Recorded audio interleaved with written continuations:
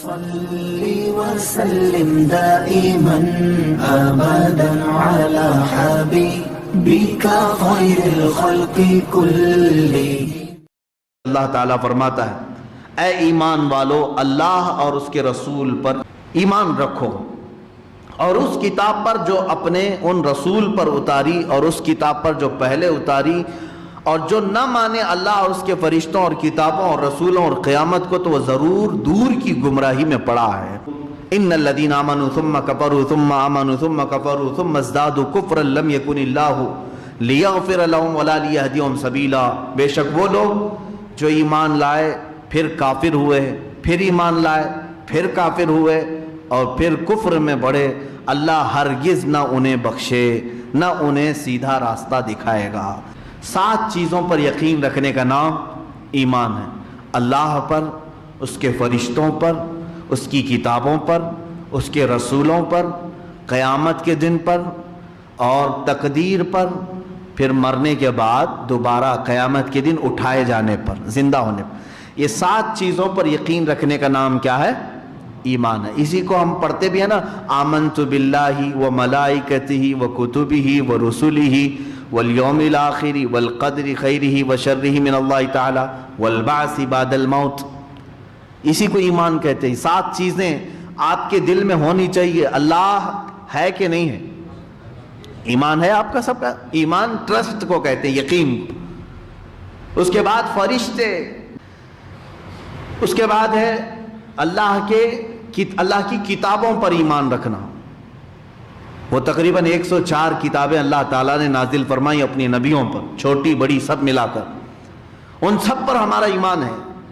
لیکن وہ ساری کتابیں جو پہلے کے نبیوں پر اتاری گئی اب صحیح حالت میں کوئی بھی باقی نہیں ہے سوائے قرآن مقدس کے۔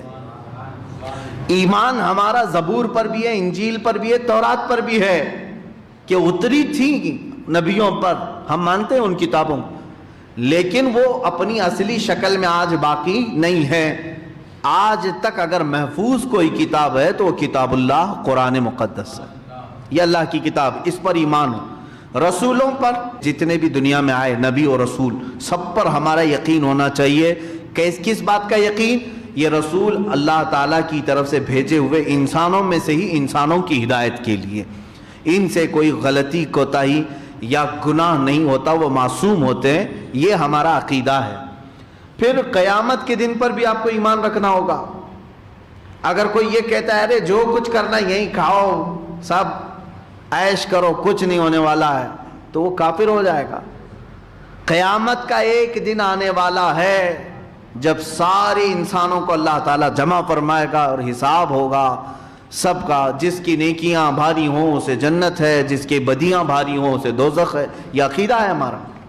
تو تقدیر ایک چیز ہے، تقدیر اس مسئلے میں زیادہ نہ پڑھیں تو اچھا ہے۔ تقدیر کیا ہے؟ ہماری زندگی میں جو کچھ بھی ہو رہا ہے وہ سب اللہ کی مرضی سے ہے، سب لکھا جا چکا ہے۔ جو کچھ بھی ہو رہا ہے وہ سب لکھا جا چکا ہے۔ اب میں یہ بات کہوں گا تو جھٹ سے شیطان سوال ڈالے گا تمہارے دماغ میں، سب لکھا گیا ہے تو پھر محنت کرنے کی ضرورت کیا ہے؟ گھر میں بیٹھتے ہیں، کھانا لکھا ہے تو آئے گا، جائیداد لکھی ہے تو آ جائے گی، یہ سب دوڑ بھاگ کیا کرنے؟ اس کا نام تقدیر نہیں ہے۔ ایک بزرگ کے پاس ان کے مرید آئے اور کہا کہ حضرت تقدیر حق ہے؟ کہا ہاں حق ہے۔ انہوں نے فرمایا میرا بھائی بیمار ہے، میں سوچ رہا ہوں اب اس کو کسی ڈاکٹر کے پاس نہ لے جاؤں، تقدیر میں اگر لکھا ہے مرنا تو مرے گا گھر میں ہی، اس کا علاج کیوں کراؤں؟ مجھے ایسا لگتا ہے تقدیر میں اگر لکھا گیا ہے تو میرے گھر میں ہی رہے۔ اس بزرگ نے اس کا بہترین جواب فرمایا، میاں یہ کیوں نہیں سوچتا کہ اللہ نے یہ بھی تقدیر میں لکھا ہوگا کہ تو ڈاکٹر کے پاس لے کر جائے گا تو شفا ملے گی، یہ بھی تو لکھا ہوگا اللہ تعالیٰ، تو لے جا، تقدیر کے حساب سے ہی ہوگا یہ۔ میرے عزیزو، تقدیر کی بحثوں میں نہ پڑھنا مسلمان کے لیے بہتر ہے، شیطان گمراہ کر دیتا۔ یہاں پر بہت سارے فرقے بنے ہیں، معتزلہ، مرجیہ، قدریہ، جبریہ، یہ تقدیر کے بارے میں بحث کر کر کے فرقے بنے ہیں۔ ایک فرقہ کہتا ہے کہ ہم مجبور ہیں، کچھ نہیں کر سکتے، سب اللہ لکھ چکا ہے۔ سب اللہ لکھ چکا ہے، ہم مجبور ہیں، کچھ نہیں کر سکتے۔ اور ایک فرقہ کہتا ہے کہ نہیں، ہم ہی مالک و مختار ہیں، اللہ کچھ نہیں کرتا، ہم جو کرتے ہیں وہی اللہ مانتا ہے۔ دونوں بھی گمراہ ہیں۔ اہل سنت و جماعت کا کیا عقیدہ ہے؟ ہم نہ مجبور ہیں اور نہ ہم اپنے افعال کے خالق ہیں، یعنی ہم خود ہی خالق ہیں اللہ کے چاہے بغیر، ایسا نہیں۔ دیکھو درمیانی راستہ یہ ہے تقدیر کے متعلق، ہم جو کچھ بھی کرنے والے تھے دنیا میں اللہ نے اپنے علم سے وہ پہلے ہی لکھ دیا ہے۔ ہم جو کرنے والے تھے وہ اللہ نے پہلے سے لکھ دیا ہے اور وہ اپنے علم سے لکھا ہے۔ اب یہاں ہم جو کر رہے ہیں دنیا میں وہ تقدیر میں جو لکھا ہے اس کی مجبوری میں نہیں کر رہے۔ بعض لوگ کہتے ہیں نا گناہ ہو جانے کے بعد، ارے میاں کیا کروں، پہلے سے تقدیر میں تھا، ہو گیا، اور نیکی ہو جائے تو بڑی محنت سے میں نے نیکی کی ہے۔ ایسا نہیں ہے، تم جو کچھ بھی کرنے والے تھے اللہ نے لکھ دیا، اللہ کے لکھنے سے تم کرنے پر مجبور نہیں ہوئے۔ جب میرے آقا صلی اللہ علیہ وسلم نے صحابہ کو منع کر دیا کہ تقدیر کے بارے میں زیادہ بحث نہ کرو تو ہم کس کھیت کی مولی ہیں؟ وہ صحابہ کو حضور نے منع فرمایا۔ آخری چیز ہے ایمان کا حصہ، مرنے کے بعد دوبارہ زندہ ہونے پر یقین رکھنا، لیکن کب؟ دنیا میں نہیں، آخرت میں قیامت کے دن دوبارہ اٹھائے جائیں گے، ایک ہی بار اٹھائے جائیں گے۔ ایک بات یاد رکھ لو، ایک ہی بار مرو گے، ایک ہی بار اٹھائے جاؤ گے، پھر دوبارہ آپ مرنا بھی نہیں ہے کبھی۔ دوزخ کا فیصلہ ہوا تو بھی موت نہیں، ہمیشہ رہنا ہے۔ جنت کا فیصلہ ہوا تو بھی ہمیشہ رہنا ہے، موت نہیں ہے۔ موت ایک ہی بار دنیا میں آئے، تو مرنے کے بعد دوبارہ زندہ ہونے پر یقین رکھنا بھی ایمان کی علامت ہے، ایمان کا حصہ ہے۔ بہت ساری قومیں اس بات کو نہیں مانتی، مرنے کے بعد سب ختم ہو جاتا ہے، کچھ نہیں ہوتا۔ اس کی تردید میں قرآن میں کئی آیتیں آئی۔ اللہ نے فرمایا تم پیدا کیسے ہو کر کیا ہے؟ تم کو اللہ تعالیٰ نے پانی کے ایک قطرے سے پورا جسم بنایا، تمہاری جلی ہوئی راکھ سے کیا وہ دوبارہ نہیں اٹھایا؟ وہ قادر مطلق ہے۔ ایک بوند قطرے سے جب پورا ڈھانچہ تیار کر سکتا ہے وہ مولا، تو ایک زندہ انسان جو مر گیا اسے دوبارہ اٹھانا اس کے لیے عجب بات نہیں ہے۔ دوبارہ زندہ ہوں گے تم۔ تو اب یہ ایمان کے 7 حصوں کی جس نے بھی ایک بھی انکار کیا وہ اسلام سے خارج ہو گیا۔ پھر سے میں گناؤں، اللہ پر یقین رکھنا، اس کے فرشتوں پر یقین رکھنا، اس کی کتابوں پر، اس کے رسولوں پر، قیامت کے دن پر، تقدیر پر، مرنے کے بعد دوبارہ زندہ ہونے پر۔ میرے عزیزو، اگر مسلمانوں کو یہ 7 چیزیں یاد نہیں ہیں تو میں کہتا ہوں یاد کر لو۔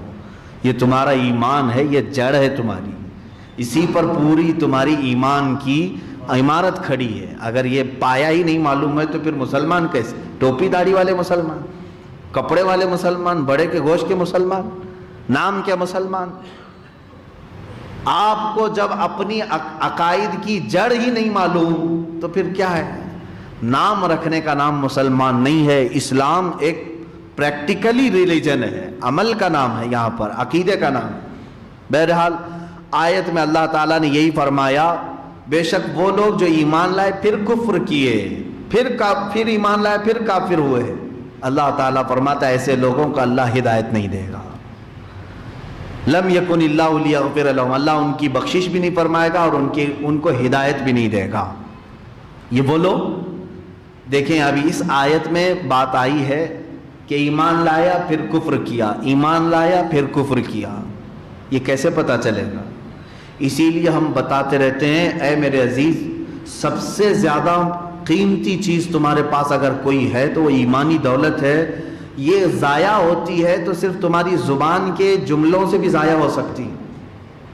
اللہ 1000 بار نہ کرے، 1000 بار نہ کرے کسی آپ کے ساتھ، ایک جملہ اگر آپ نے کہہ دیا، ایک جملہ اگر آپ نے کہہ دیا قرآن میں جھوٹ آیا ہے، معاذ اللہ، پورا ایمان چلا گیا۔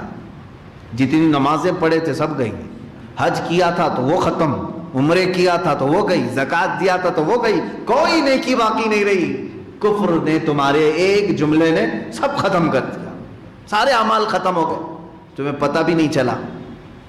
ایک زبان کا ایک جملہ، کفریہ جملے بہت سارے لوگ بک جاتے ہیں، انہیں پتہ بھی نہیں ہوتا ہے، اور پھر کسی نے یاد دلایا، توبہ کر لیا، استغفر اللہ، پھر ایمان لائے، پھر ایسی بے احتیاطی کیا، پھر کافر ہوا۔ اللہ تعالیٰ نے 2 مرتبہ فرمایا بے شک وہ لوگ جو ایمان لائے، ثم کفروا، پھر کافر ہوئے، ثم آمنوا، پھر ایمان لائے، ثم کفروا، پھر کافر ہوئے، 2 بار ایسا کیا، تیسری بار کفر میں وہ بڑھتے چلے گئے، تو اب رب تعالیٰ فرماتا ہے اللہ ان کو ہدایت کی طرف نہیں بلائے گا، ہدایت کی طرف انہیں نہیں بلائے گا۔